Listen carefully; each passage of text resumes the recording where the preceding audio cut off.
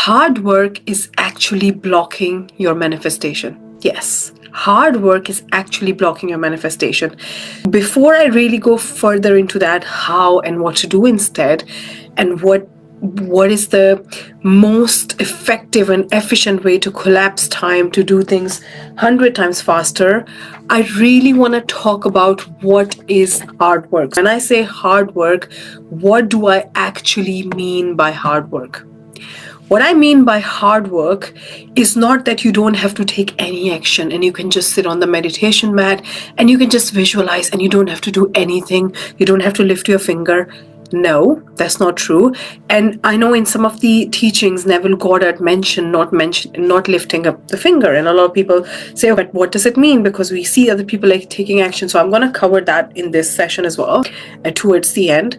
But when I say hard work, I mean is the amount of work which is so much, which is like 16 hours a day, which is so many hours a day, which is making you tired, stressed out, which is a place where you start to lose your magic.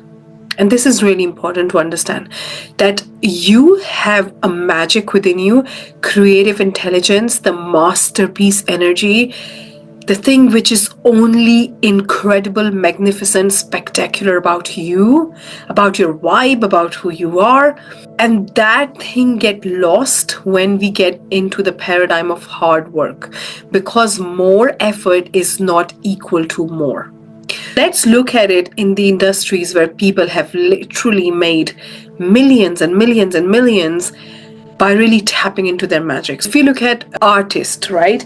If you look at like Beyonce, if you look at Taylor Swift, if you look at different artists, they sing a song. When they're singing a song, it's not coming from the place of hard work. It's coming from like their essence, their heart, their soul. It's like when you listen to it, it just activates you so much. It takes you to that zone, that place where you're like, oh my God, I feel it. This is so deep. This is so good. And at that time, they're not necessarily doing the hard work, but they have tapped into the divine flow.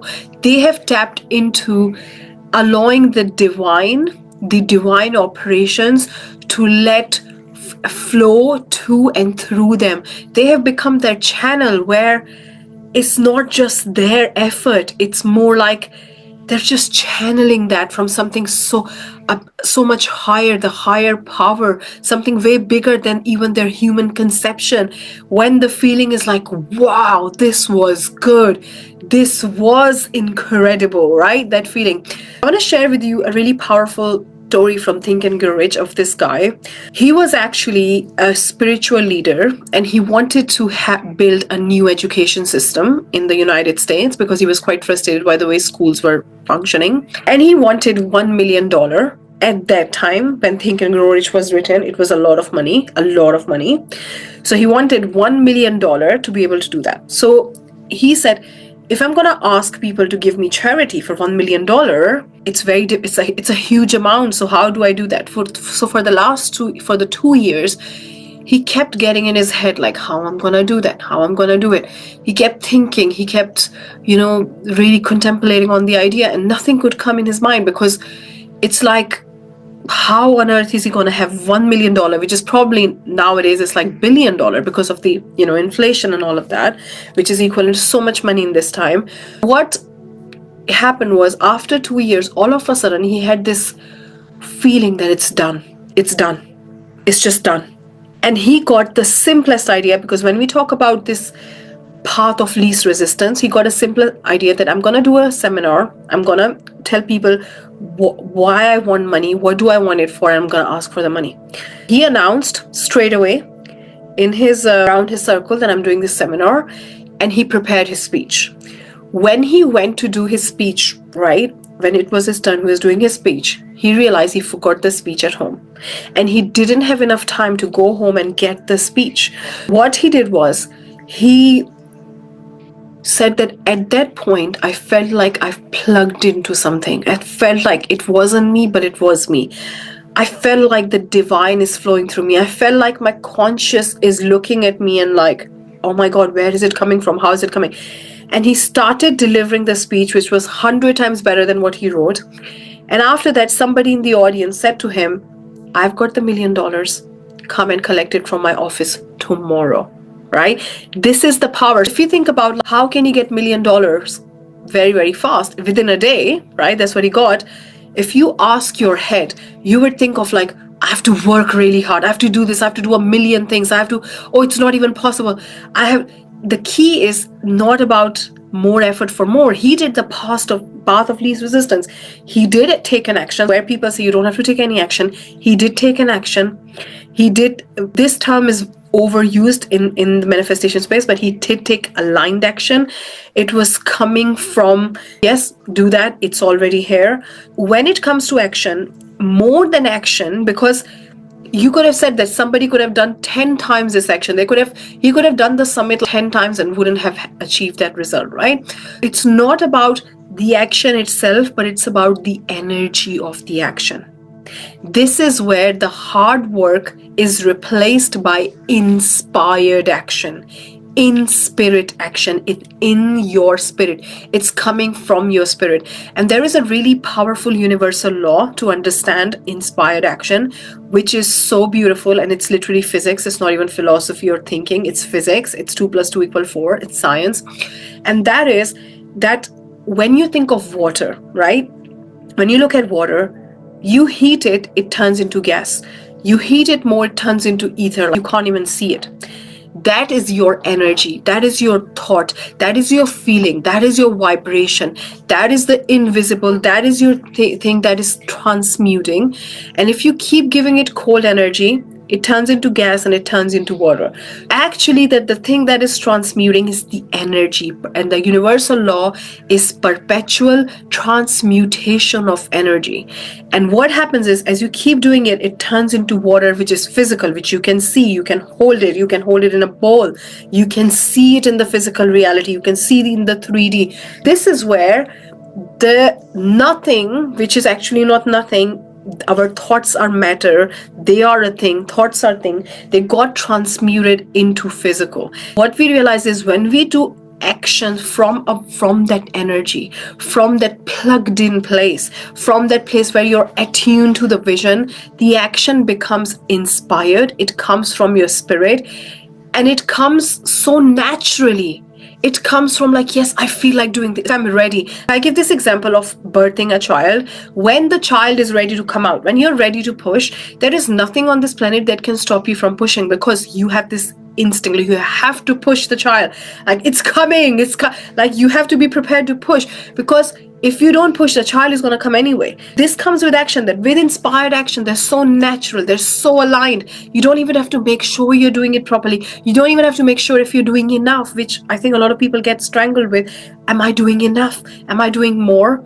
But actually it's aligned. It's so aligned. So with this person, he could have gotten in his head and questioned a million times, is one summit, like one session would give me $1 million, which is probably $1 billion to this date. But when it's aligned, it's all lining up, it's transmuting, right? I was having a meeting with my business partner in the morning and we came up with this greatest analogy. She was talking to me and all of a sudden she realized that her laptop is going a bit slow, it's not working properly, it's hanging, and she's like, oh my God, it's not charged, it's not plugged in. And she put the charging back and it started to get a bit brighter and it was better.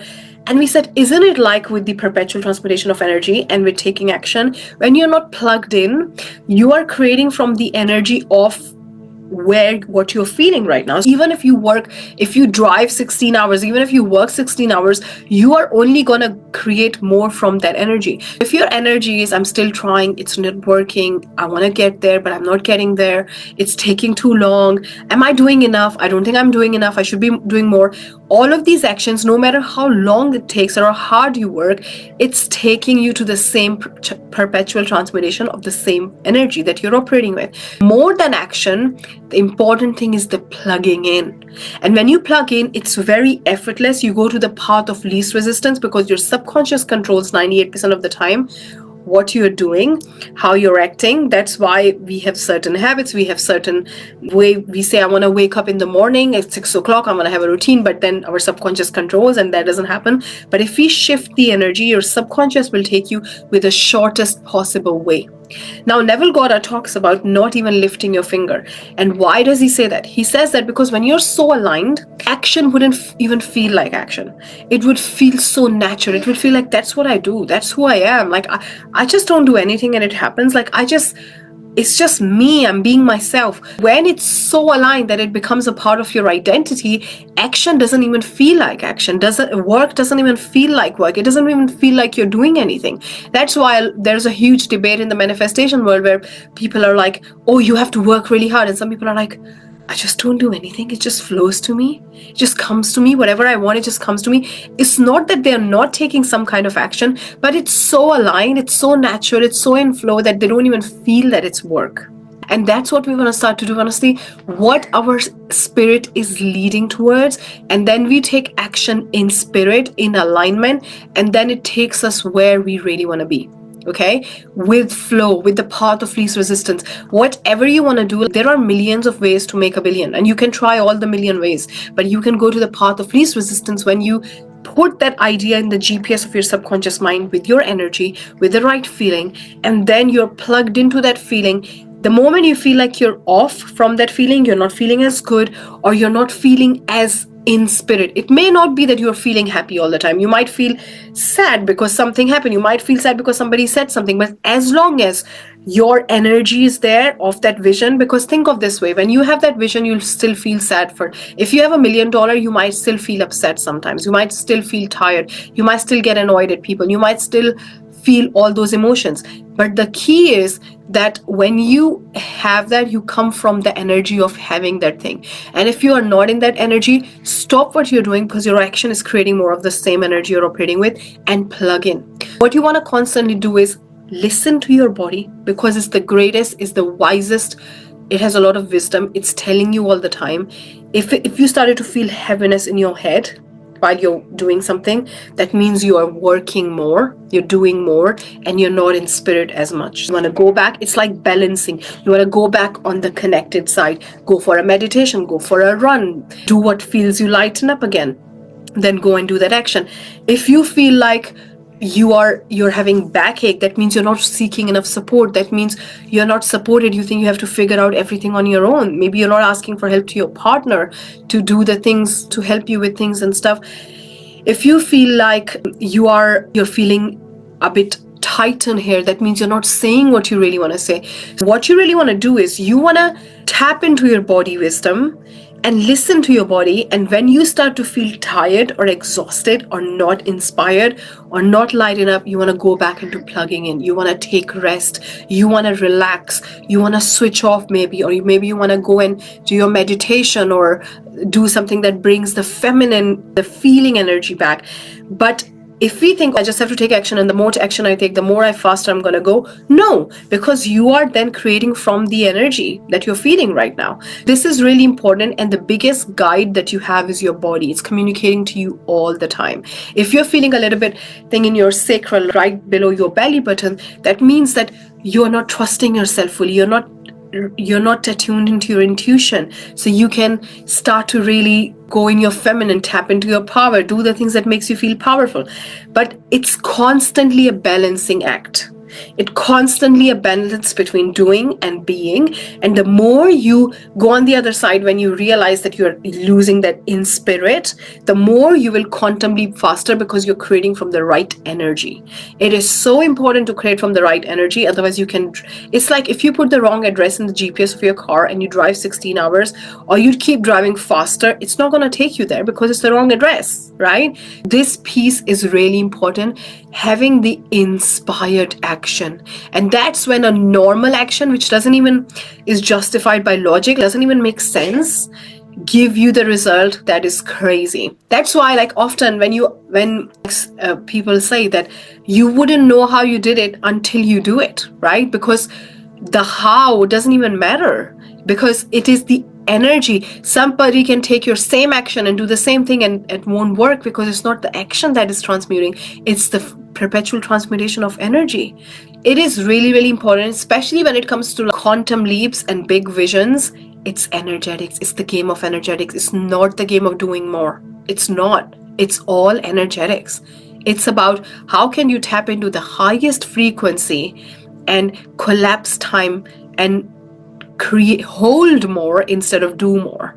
And the last thing that I really want to mention is that hard work is actually a trauma response, because the trauma is nothing works out for me. The trauma is things don't happen. The trauma is I have to do it everything myself. The trauma is I don't get any support. The trauma is life is hard. The trauma is I'm not good enough. In hard work, you're actually making up for the wound in your being energy, in your identity. I'm not good enough. I have to work really hard. I remember until the last 5-6 years in my life, I used to think I'm not that intelligent. I'm not that good enough. I have to work 10 times harder as normal people. And I used to do that. And that was my trauma response. But that work, because that was my assumption that to get to the same result that normal people have to work 10 times harder, it just made me work harder. But I didn't go any faster, because whatever you believe to be true, whatever your identity is, that gets to be true for you.